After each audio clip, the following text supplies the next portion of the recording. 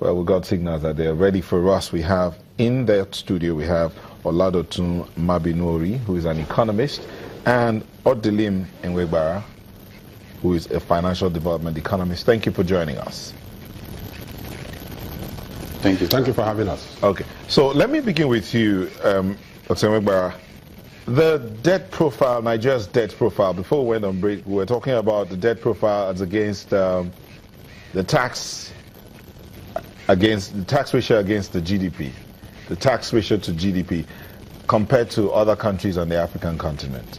How are we going to be able to manage this? We're talking about borrowing with restraint or not borrowing at all, yet we don't have seemingly good internal revenue structure.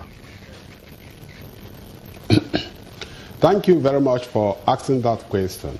I have been saying time without number that our tax to GDP ratio is one of the lowest, if not the lowest among peer economies. For example, South Africa in 2016 generated $76.9 billion against its GDP of about $380 billion. Nigeria, with $415 billion GDP, was able to generate $4.9 billion. So when you look at that gap, we discover that we are not actually generating enough or even close to what we are supposed to be generating in tax. But you see, it's understandable why we cannot generate from taxes, because we are import-dependent economy. Our economy is actually horizontal economic activity, vertical economic activity, not horizontal economic activity, which means it is more of importing of goods and the exporting of few items. So as a result, you do not have so many people involved in paying taxes. Having said that, let me tell you why Nigeria needs to borrow more. But we have to be very cautious. You know, we have been borrowing for consumption. That is recurrent. But most economists borrow for investment or for production. If we have to borrow for investment, Nigeria can borrow as, in fact, the average countries that developing economies and developed economies borrow is 40% of their GDP. We are below 15%. But our problem is that we are borrowing for consumption, and we are borrowing domestically. Because when you borrow domestically, it is more expensive, and it is not a concessionary loan.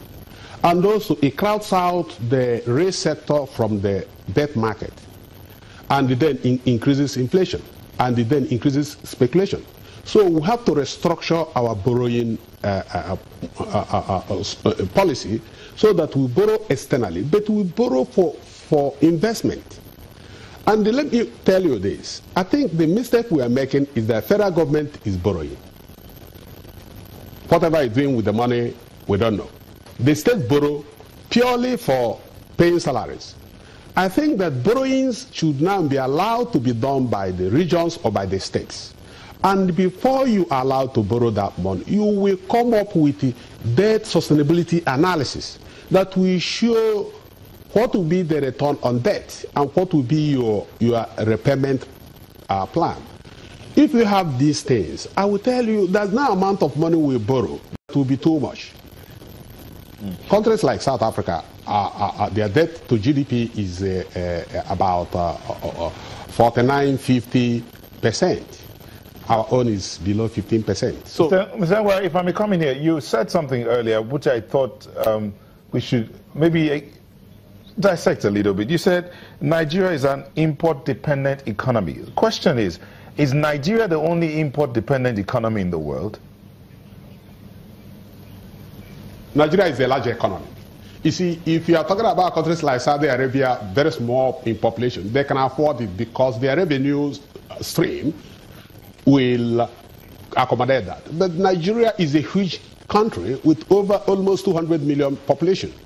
Now, what we export is less than what we import. So what that means is that the only thing you can do, and I've said it time without number, the only way you can discourage importation and encourage production is to devalue your currency so that you make imported goods more expensive, so that in locally made goods will now be competitive in the local market, not to mention foreign markets. Nigerians cannot afford to be import dependent and be dependent on oil revenue as source of forex. You know that. Okay. Mr. Mabino, the other side of it is the management of the debt as we have. I mean, our debt ratio or our debt profile right now, is it being properly managed? And how can we move away from this point to where it's a bit rosier? Do we really need to devalue our currency? Well, good morning once again. In my own opinion, I feel devaluation is not the antidote to what we have right now. Because devaluing our currency, number one, will scare away investors, which is foreign direct investment, which you actually need in the economy. Because if you look at the entire economy, the balance sheet of the economy, what we need majorly is the asset and then the liability of the nation. Borrowing itself is not a sin. Borrowing is good. In fact, if you check economies like